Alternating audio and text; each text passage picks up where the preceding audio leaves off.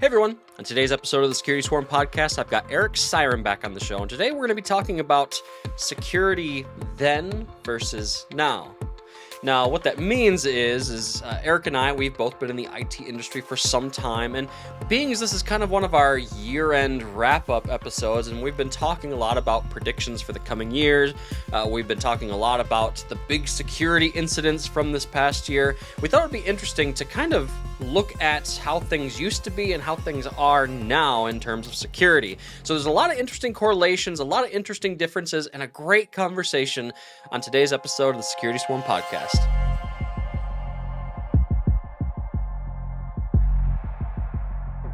Well, everyone, welcome back for another episode of the Security Swarm podcast, the podcast that brings you the knowledge and insights straight from the security lab here at Hornet Security. As always, I'm your host, Andy Serwich, and I've got one of our regular co-hosts on the show today. I've got Eric Siron. How's it going, my friend? Doing well. How you doing? Doing good. Hey, it's tis the season, I guess. Holidays, right? At least here in the States, we just got done stuffing our face full of turkey as of the time and day of this recording, right? And so it's kind of the end of the year, right? And it's the time of year where we're all in the security space asking like, hey, how did the year go? Which we could spend a whole episode just on how did things go in the security space throughout the year. But it's also that time of year where we're like, okay, starting to prep and get ready for the coming year. What changes do organizations need to make, right? And it's kind of like this reflective season, right? If you're in the security space, I guess any industry does that, right? But while my head's kind of been in this mode, I've been putting together a bunch of annual reports, monthly reports on the state of the security space. It got me thinking, and I thought it would be kind of fun for one of our, what essentially will end up being one of our wrap-up episodes for the year here, is let's talk about how security is today versus like back in the day, right? Kind of when we started, right? Because I've been thinking about that a lot lately. I think back to my very early days doing professional IT work back in the Windows 98 SE days. I'm dating myself a little bit there, right? But things have changed a lot, haven't they, Eric? What do you think? Should we I know we got a lot of funny stories to talk about as part of this episode, but what do you think? You think this is a good topic to wrap the year up with? If you want to get retrospective about the way security has changed over the years, so let's go back even further. Let's go back to like DOS era. When in those days, viruses were kind of like people trying to one-up each other, because in a lot of ways I didn't understand like what do you get out of it, because you could only deliver them malware by like floppy disks and things, and there was no internet. So like if you ruined somebody's day, you wouldn't know, and they weren't like transmitting anything back or anything. And interestingly, it really pushed technology forward. Today we have drivers and hardware abstraction layers and things that didn't work at all the same way back then. Right. Because I remember once a virus that would overdrive the clock, I think in the video display unit, to a number that it literally could physically not do, and basically set your computer on fire. And so they were like, oh, we need to put an end to that. And that's where the hardware abstraction layers came from, to where you can only send a command to this intermediate layer, and then it tells the hardware what to do. And now that's the norm, and you can't like that change entire classes of malware. But the part where I was really just kind of interesting is like now in today's security world, you're worried about people stealing your data or locking it down. Right. Ransomware. There's actual monetary value in being able to spread malware. When back then it was just like either I want to be mean or I want to show that I can. Right. That's a very important distinction. And I've got a line item specifically in here all about that. Right. Why that is the case, because I think that's the really interesting part of this discussion. So like you said, you go back in time, like you said, people were doing that stuff because they could, or they just wanted to be mean. And you mentioned the only way of really moving quote unquote malware around at that time was via floppy disk. So that makes me think of that's like the modern day USB stick drop at this point, right? It's like the same thing, which brings up an interesting point. I came across an interesting Reddit thread just yesterday, I think it was, where basically this American citizen was flying back from some undisclosed Asian country, got back to the States, opened up their luggage, and there was a bag of USB keys in their luggage that they did not pack, you know? And so this whole thread was like peeling apart this whole like, should you put them in an isolated system? And of course, everyone's like, wait, stop. If you're not a security professional, don't touch them. Go straight to the FBI. Do not pass go. Do not collect $200, right? Just yes. And I guess my point in bringing that up is, speaking in generalities, while some of the methods have remained the same, right? In this case, comparing floppy disks to USB keys, the attack vectors and the length of attack chains has gotten more complex as time has gone on. So I think that's kind of an interesting correlation too. And I mean, I guess personally, if I go back way back to that time and era, like you said, we went all the way back to DOS, but I really started cutting my teeth, like I said, the 98 days. And I mean, back then, all we really cared about was that every endpoint had some semblance of antivirus on it. Maybe it wasn't even the same AV across every workstation, but just making sure every endpoint had AV on it and that there was a firewall on the entry point of the network, right? And that was really all we worried about. And I guess usernames and passwords, right? I mean, architecturally, that was the case back then, but today it's way different, right? The one thing that is the same, you can go way back to, and I want to say this is the 70s, when somebody called in to the main office of AT&T, the Bell Labs then, I think it was, and said, hey, this is John, what's today's password? And they gave it to him. And I'm sure I have all the dates and names wrong, but that was basically what happened. And that part, the whole social engineering, has not changed. It's still one of the most commonly exploited attack vectors. Us dumb humans will always be the weak point, right? What's today's password? Oh yeah, here it goes. It's John. Yeah, John is totally. I know, it's safe. Yeah.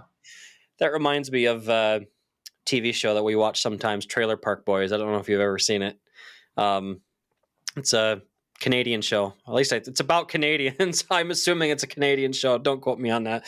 But anyway, there's one guy. Well, they're all of them in the show. They're always getting in trouble with the law. But one of them has like a particular deafness in dealing with law enforcement, in that they always get the guy that's getting ready to arrest him. He starts talking to him. He's like, oh, you know, Joe or Ja, uses a really common name. And then, oh yeah, they come up agreeing on this name, this fictional common person that they both know. Yeah, he sent us down here to test you guys, or so. Anyway, I'm rambling. Not I'm off topic here, but anyway, it just made me think of that. Right?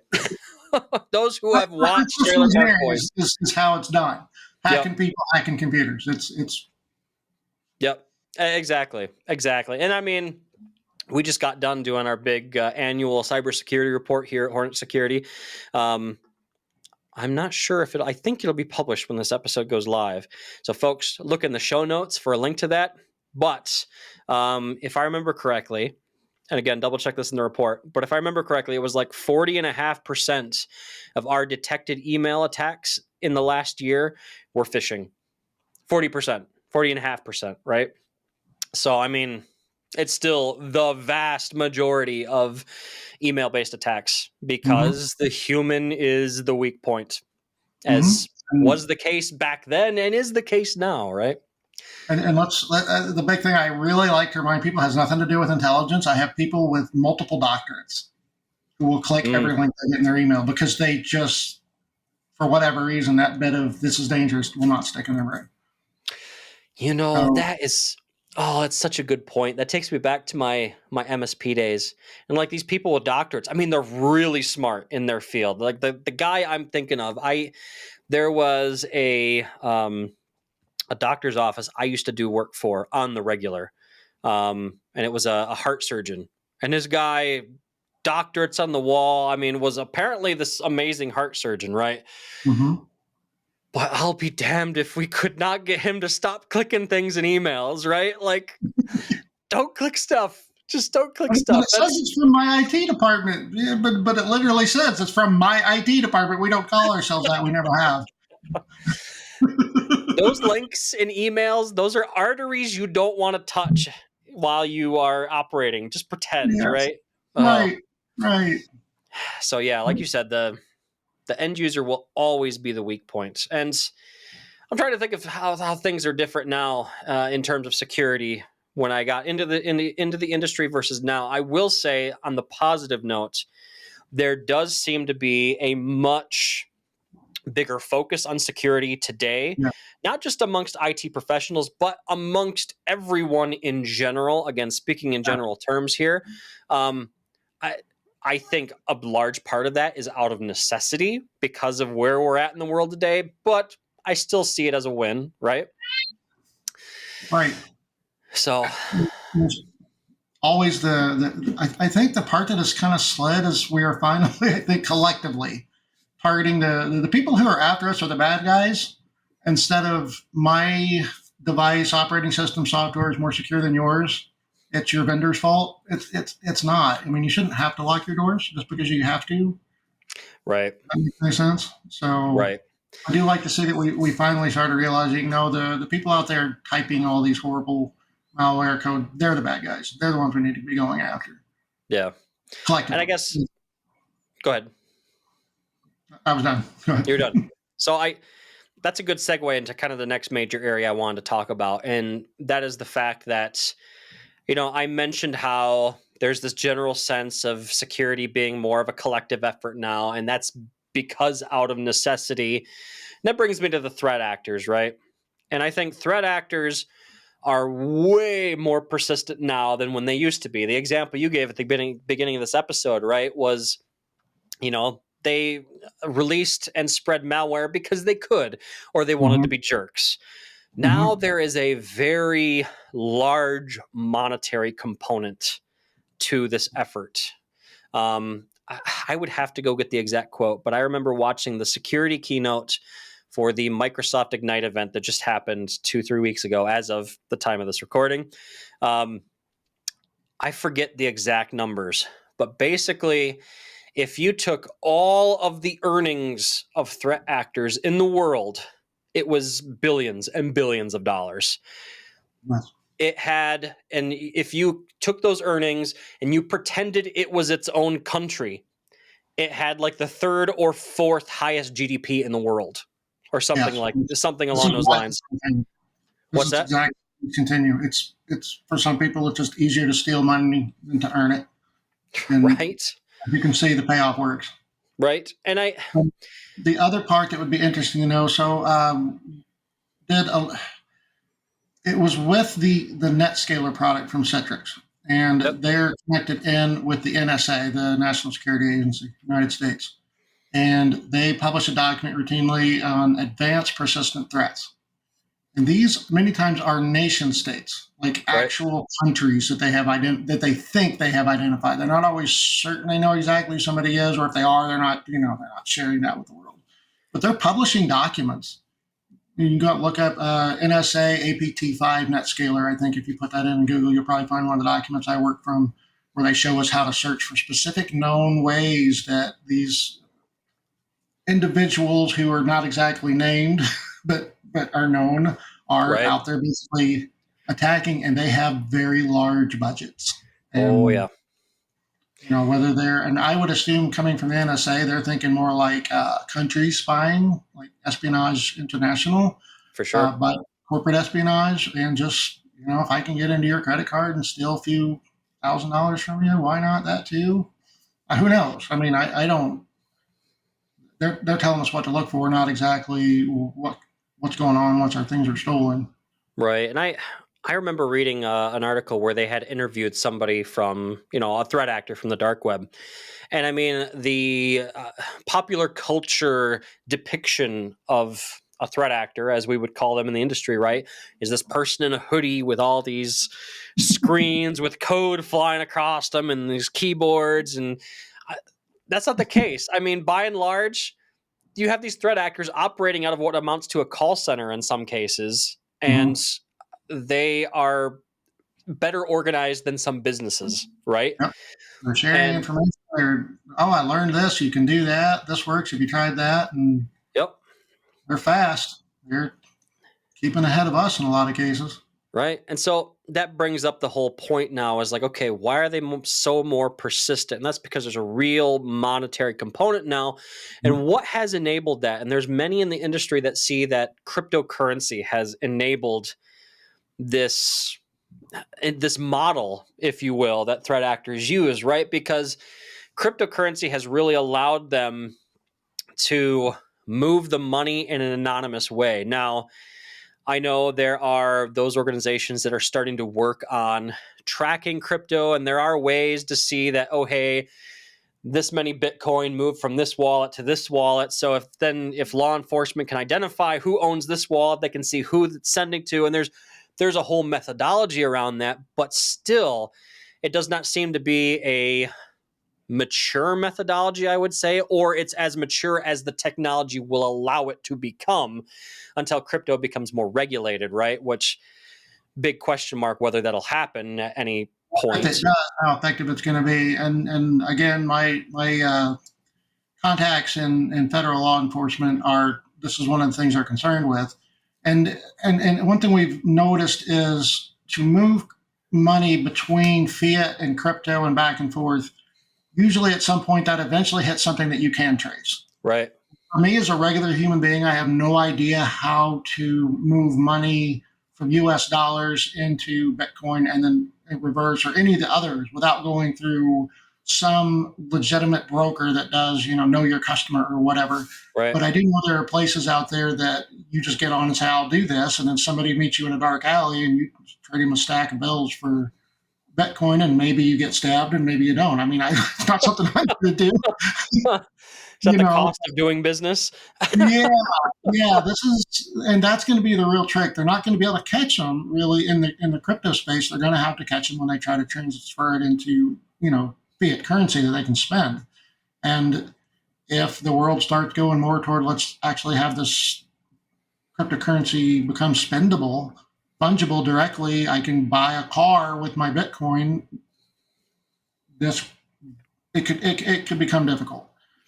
Yeah, that's going to be a really interesting world to live in if we ever get to that point. I think don't quote me on this, but I want to say it was Nicaragua that changed their national currency to cryptocurrency. Sure. Now, there's a whole separate discussion to be had around whether that was smart or not. I think the on the surface response from financial experts was like, don't do that. Again, I don't know if it was Nicaragua. I want to say it was, but it was one of those South American countries. And, it was, I think we get to that point for a country like the US or any EU country or the UK or any major any major country in the world, to get to that point, there would have to be all kinds of crazy red tape around cryptocurrency before that would happen. But definitely it would make things. It's going to be in the know your customer and the anti-money laundering. That's where that regulation will have to occur. They're not going to be able to regulate the crypto itself in any way that I can fathom. Yeah. I mean, how do you? I mean, and it's part of it is how do you even establish ownership of a wallet? Because you say I want this wallet, and the way you do that is you go out into the tool and you click it, and it basically chooses a random number, and the number pool is so large you're not going to get somebody else's wallet, and then it says this is yours. Okay, it says hey, it's just because nobody else can guess that number. That's why it's yours. Right. So how do you establish ownership over something like that? How do you say, this is your wallet? Like, really? Did you have my name on it? Did I sign a card somewhere like I do at the bank, Right. it's going to be tricky. And I do think that most of the bulk of things will happen at the know your customer and the anti-money laundering Right. at the point where we bridge from crypto to either fiat currency or product. Right. Yeah, it's going to be an interesting world to see how that pans out over the coming years, because I think as an industry we're going to have to get our hands wrapped around that at some point in time. But that's not just on us as a security industry. That's like on governments of the world to figure that out, right? This is the natural evolution of technology, and we're going to have to deal with it. I Yeah. really don't see a future in which we're not doing some form of digital currency anyway. And a lot of people are like, they're just becoming frustrated. Like right now, you go out and you charge your credit card at a restaurant, and you say, "Oh, there's this 3% charge on here. What is that?" And the restaurant's like, "Well, we're a low margin business, and Visa and Mastercard are taking 3% from us, and we're not going to pay that. You are. Yeah. You're, you know." And if you don't, then we'll just raise everybody's rates, and you're still going to pay for it. It's not going away. Yep. Yeah. So people are looking at this going, okay, I can spend $3, or on some of the Bitcoin and Ethereum are still really expensive to move money, but some of the alternative coins, you can spend 20, 30 cents maybe on a transaction, regardless of size. Right. So a lot of people are going to go, why am I paying Visa and MasterCard 3% per transaction, regardless? And I don't know if that's regardless of size. I think it is. I think it doesn't matter. It's just a 3%. Something. Let me not get quoted on that because I don't actually know. But you know what I mean? Why are we paying these huge sums to Visa and MasterCard when I can, here, give me your Cosmos Station wallet. Give me that, and we'll run the Cosmos coin, which is, pennies on the dollar to do a transaction. And right. I mean, it's coming. One way or another, it's coming. Unless we change it and make it to where they're the current things that we have today. But I got to be honest with you, Andy. I have better luck guessing your current bank account information than I do guessing your cryptocurrency wallet number. That's very true. By a long way. It's not even close. Very true. Very true. Yep. So we have to accept this is all coming. Yeah. One way or another. Either it's going to be the government controls your crypto, but it's crypto, or we all just say, all right, I guess we're going to work with Bitcoin or something now. Right. It's coming. Definitely. So, yeah, I think that's the other interesting part about what exists today versus when we started, right? And the other part of this conversation I kind of want to switch into when we're comparing and contrasting, and this is less to compare and contrast versus, how do I want to put it, versus a just a truth of working in IT security. The fact is that there are still stupid people today, just like there were stupid people yesterday. And I say it that way because I'm not trying to offend anyone. I'm not trying to offend anyone. But the fact is that people do silly things still. And I've gotten old enough now and I have enough gray hairs in my beard to where it doesn't surprise me anymore. But still, once in a while, I come across something. And this is kind of the more for fun segment of today's episode, right? And I just kind of want to talk about some compare and contrast stupid things then versus stupid things now. Just kind of a storytelling segment, right? And I'm going to start with something from my original IT job. I was working for a K through 12 school system here in the U.S. as a I guess what would amount to be like an assistant IT admin, primarily desktop support, but I did some server stuff. Anyway, my boss, the actual IT admin of this organization, told me that when he took over from the previous admin, and they were doing the usual handoff stuff, like, hey, what are the current problems? Oh, by the way, what's the domain admin password? Yeah, it's poop. What? POOP, it's poop. Wait, what? And my boss had asked the previous guy, like, okay, did you just change it to that temporarily for this handoff? No, that's what it's been for about 3 years. And okay, 4-letter password. And here's the thing, high schoolers do dumb things, right? That's what we call grades 9 through 12 here in the US, right? High schoolers do dumb things. I could see some high schooler hopping on like, hey, let's see if this works for the admin pass. We're just trying to be stupid, right? Oh my God, it works. Like I can't see that outside the realm of possibility, right? And so that's a stupid thing back then. But Yeah. like, did you ask your 5-year-old for a password? Is that how that came about? Because that's really what it reminds me of. It's like their kid was in with them working on a Saturday. Like, hey, what should we set the domain admin to? Anyway. Right. But so, I mean, we look at that and it's absurdly dumb, right? That's an absurdly dumb security choice. That brings me to a conversation. This one happened, I want to say in 2019 is when I heard this particular comment. Even back then, there were few comments that would actually make my jaw drop in terms of security posture. But this one did. I actually had the IT admin of an organization say these words to me.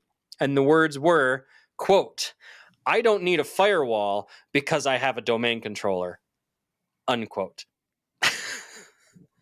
Are they still in business?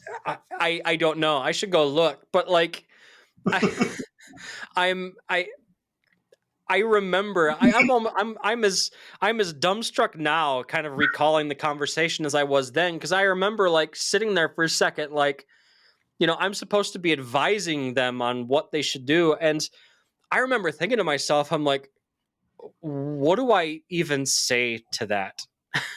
Like, I immediately I want to be like, well, that's dumb. Don't do it that way. But I can't say that because they're the customer and I'm trying to help them, right? So I'm trying to be a nice guy. But oh my God, it's so ridiculously dumb. Like, I mean, these are two fundamentally different security apparatuses. Right. They are not, because you have one doesn't exclude the need for the other. And I feel like shaking this person. How did you get into this industry? How did you get to this industry? Which brings up a point that you made in one of our discussions just the other day, right? And I'll let you talk about this one. It was a funny comment that you made that rings true in the scope of this discussion. So, and that is the one about succeeding in this industry. It's right. I'll let you talk about that point really quick. This was the one thing I noticed when I first got out of, because I used to do phone-based support for larger companies, and then I quit that job and quit that entire class of jobs, let me say, and I went out into the real world helping end users. It would be what an MSP was before there was such a thing as an MSP, that right. Instead of managing it here, that we would go to their site and manage it there. And took a lot of business away from a lot of people, basically because I could walk in and say, I can do everything that guy's doing better, cheaper, faster. And what was going on is the general competition didn't know that much, but they knew more than the people than they were selling to.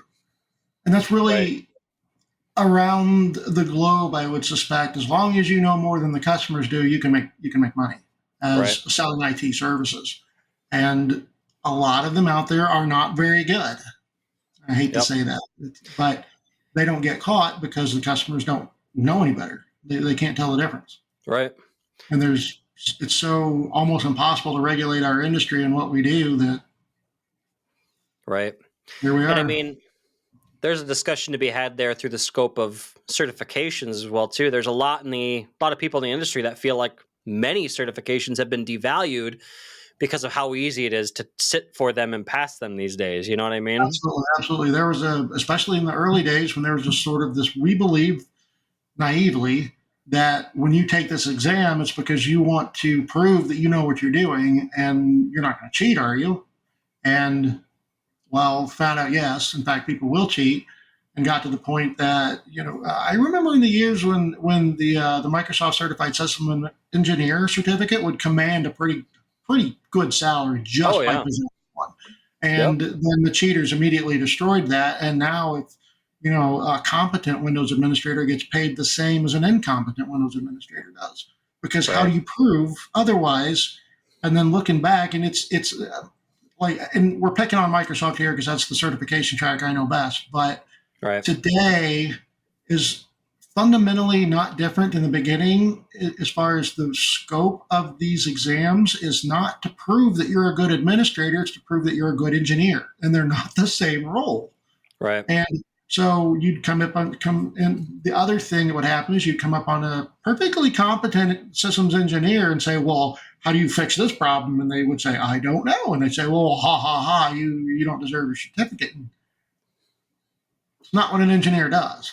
Right. They're architects. And I believe in a lot of places you've seen the terminology change to that to say we design it and we assemble it, and then it can still break.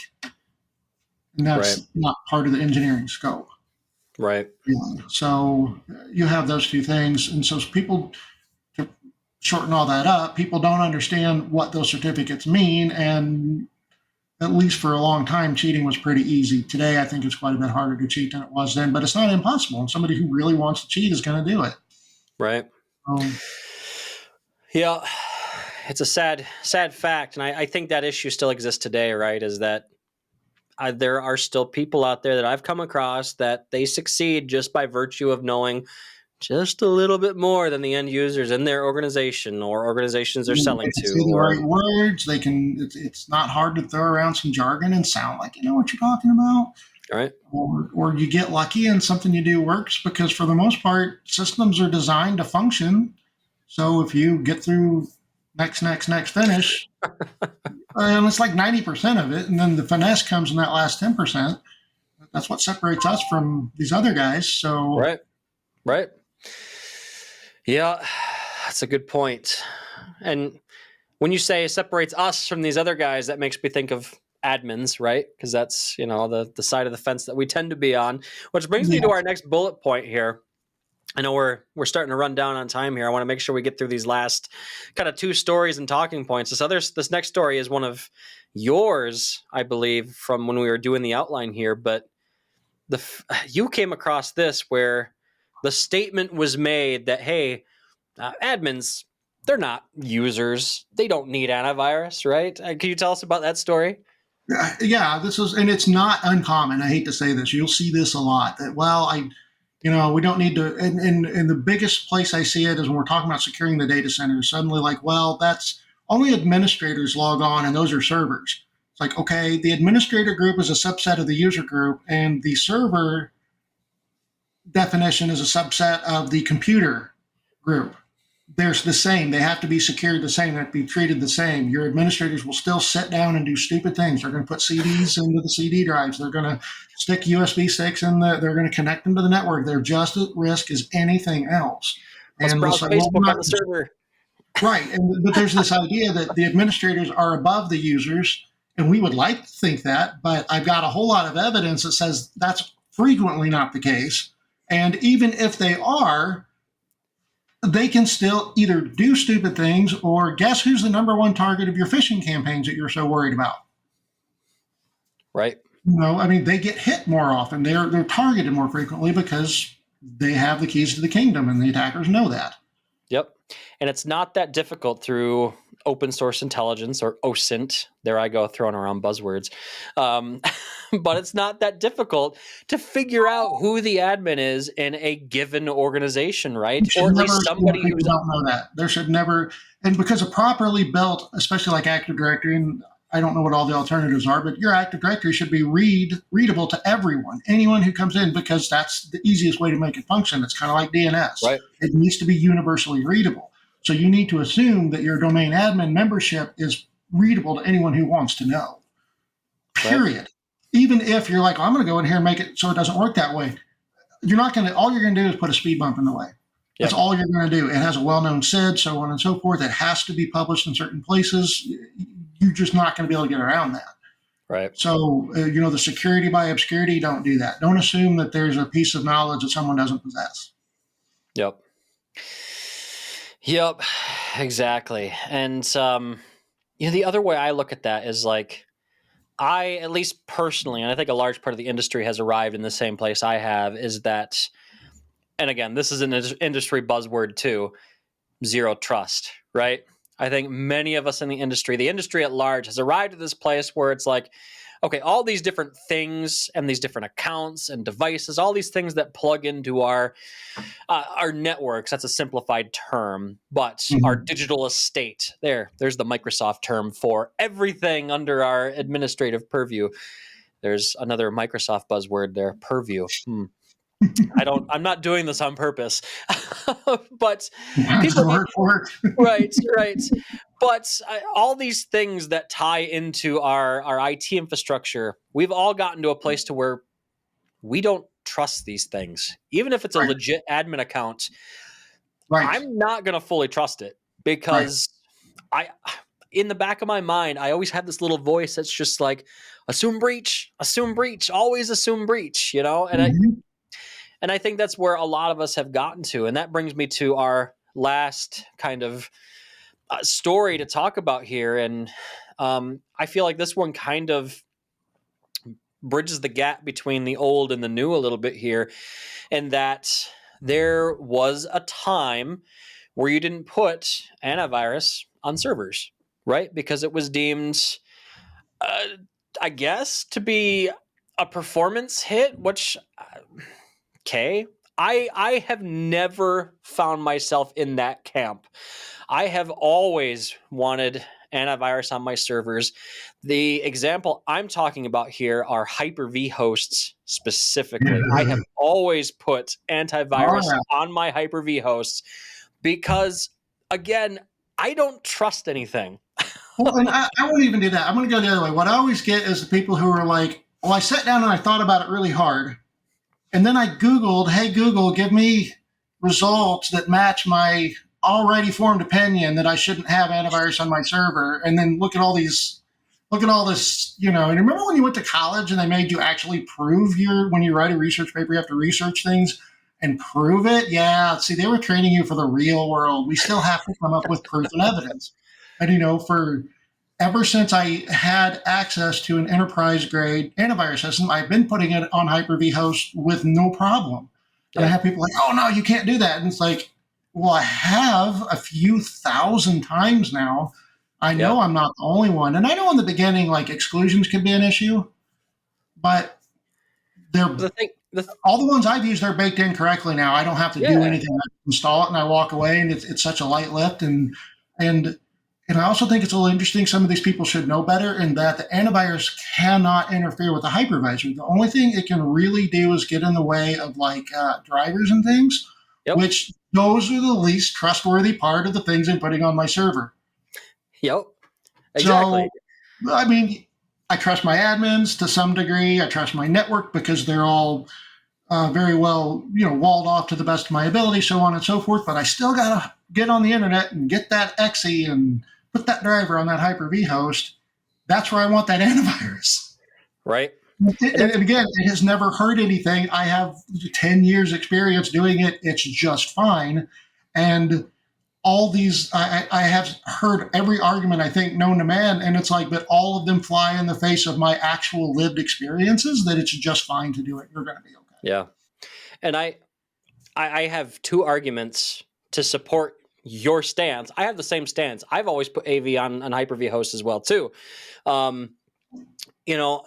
Now with Windows Server, Defender comes with it, right? So yes, there's already AV because of Defender, right? And Microsoft, it's been a while since I've seen it, but I know at least at one point in time, there was a documented exclusions list for antivirus and Hyper-V. Which I haven't looked at in almost 5 years because they're just not necessary anymore. The vendors have figured out they're doing their job. Yep. And you bring up Defender, it's amazing. You can bring in Defender, it's already on there. You get your system, you run the onboarding script if you're an Azure client, and boom, it's in. Now you've got the 365 on it. Or you install your preferred antivirus solution, and guess what? Defender goes, oh, I see you. I'll go ahead and shut off in favor of that, and everything continues functioning. I just never had a problem. Yeah, same. It strikes me as insane as how many they will argue till they're blue in the face that you're wrong. It's like, I could be, but I'm doing it. Right? Here's one that works. Here's 1,000 that work. It's okay. And here I say, and you want to go to performance, Andy? Sorry to cut you off there, but no, you're fine. one of the places I work uses software called Epic. And if you're in anywhere in the medical industry, you'll know who Epic is because they are one of the biggest names. Yep. They drive these machines hard, and they have antivirus on them, and they're just fine. Yeah. I mean, the Epic performance lists are insane. We couldn't run Epic in Azure up until like 2 years ago, I think, is when Azure finally had the ability to do it. Epic burns your servers down. And you can put antivirus on those Hyper-V hosts, and they run it just fine. It's okay. Just fine. And it's, when you say you haven't had issues, and I said same, that's factually wrong, because I have run into one issue once, and it still hasn't changed my stance that I will continue to put antivirus on Hyper-V hosts. There was one time, I'm not going to name and shame the vendor because it's been fixed since now, but this particular antivirus vendor one day got an update to the agent and all of a sudden decided it was going to start blocking iSCSI traffic, which iSCSI traffic is the traffic. That's the storage medium that this Hyper-V cluster was using, right? So, excuse me. And by the time it gets to my desk, I've got like the L1 and L2 help desk notes already in the ticket. And it's like, well, we reboot the hosts, the VMs start and run for about 45 seconds and then just stop. So I'm looking through logs and I could see that, okay, hey, the AV process was pulling the rug out from underneath the iSCSI service. And so like, okay, I just excluded that function. I don't remember exactly what it was doing all these years later. I want to say it was stopping the iSCSI process. I think that's what it was doing. I've heard of a couple that do that. Yeah, so I just had to add an exclusion, if I remember correctly, and magically everything started working again, right? And like I said, that did not change my stance on antivirus. So yeah, because there's a fix for it, and if you look, there's somewhere they're like, oh, I would almost suspect that this vendor, they screwed up by making a breaking change. That was their mistake. But I would almost assume somewhere in their documentation, like, oh yeah, if you really need iSCSI, make sure you turn this off. Right. And again, it's still not a Hyper-V problem. If you've been running over SMB or local storage, you wouldn't even have known there was a problem. So it still comes back to you have a due diligence to set your exclusions correctly, which is a universal truth. Yep. You're going to break your SQL servers and everything else, your SQL clients, your desktops, they'll all break if you don't have your exclusions set correctly. So it's still within your job description. Yep.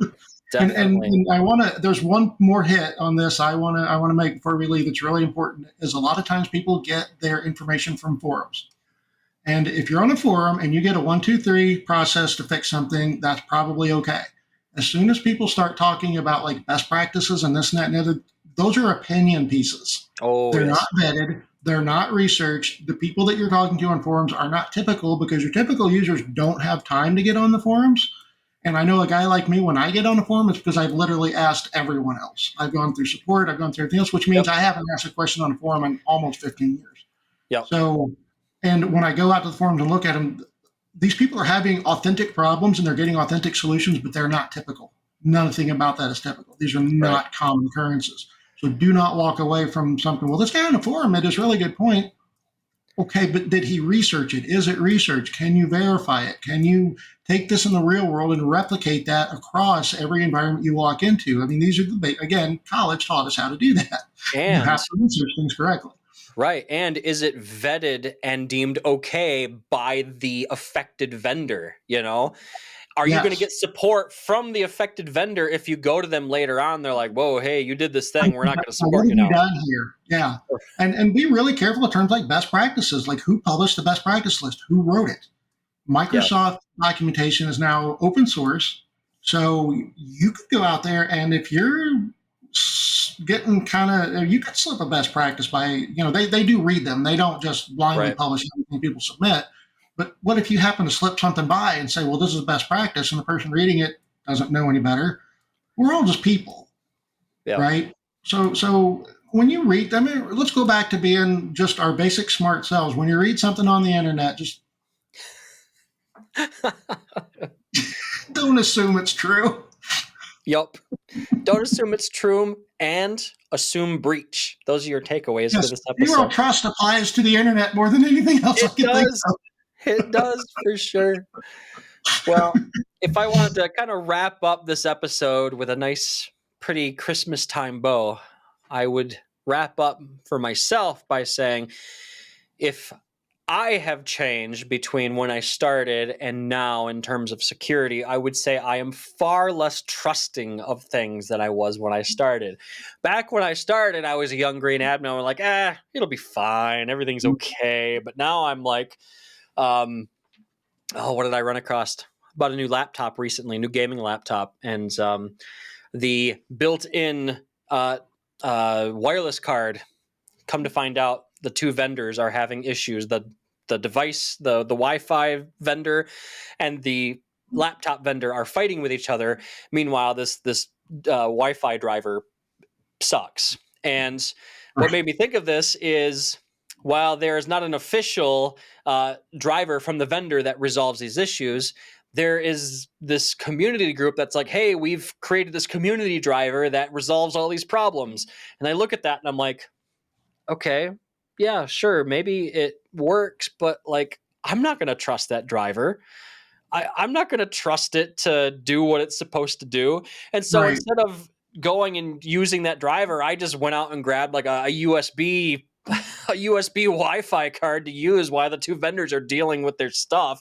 So again, that comes down to me not trusting every piece of software or hardware that I put in place. And that's how I've changed. I don't know if you want to wrap up your side like that, Eric. I think that's an interesting thing, because you want to know who I've really lost trust in as far as security over the last years? This guy. So when I'm not sure, instead of sitting here and using all my brain power and thinking through and Googling, I go get somebody. There's a few people I know who have the security credentials, right? Who can sit down there and what's that NSA tool, the Ghidra, is that how you pronounce it? Oh, I forget exactly. They can hack into things, and they can show you, well, here's what the executable is doing, and here's how we do injections into the.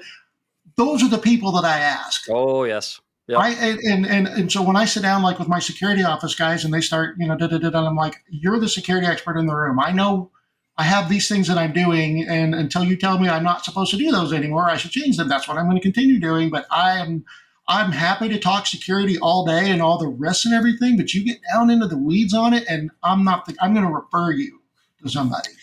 And I think so many of us, like, I'm really pretty good and smart when it comes to computers, but this is where you have to really be understanding of your own limitations. Oh, definitely.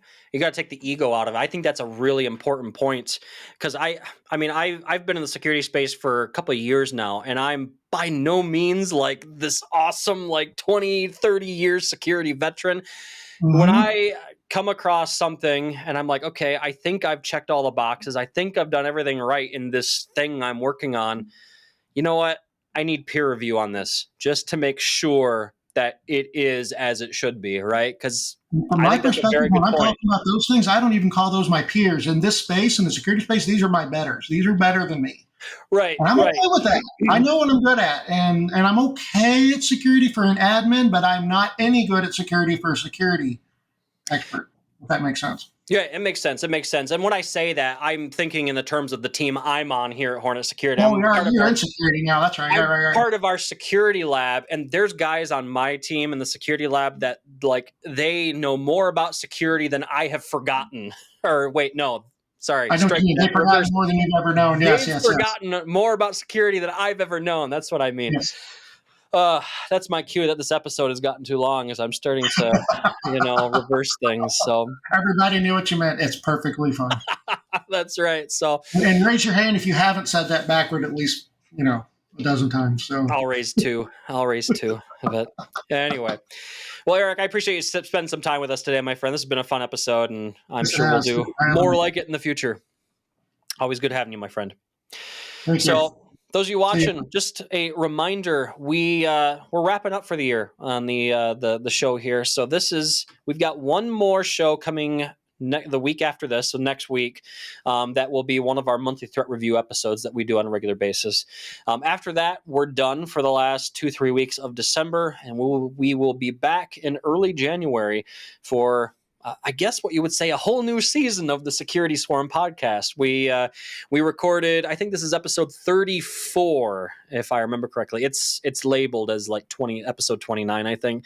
But we have every one of our monthly threat report episodes does not have an episode number. So it's been a good year. It's been fun, but we got more in store for you next year. But with that, I want to thank you all for spending some time with us for this episode. If you found value in today's episode, go ahead and hit that subscribe button. We're available out on the YouTubes and the various podcasting platforms that are out there. So wherever you consume your content, chances are you'll find us there. Other than that, we'll let you go. Stay safe out there. Have a great day. And we'll talk to you next time. See you later.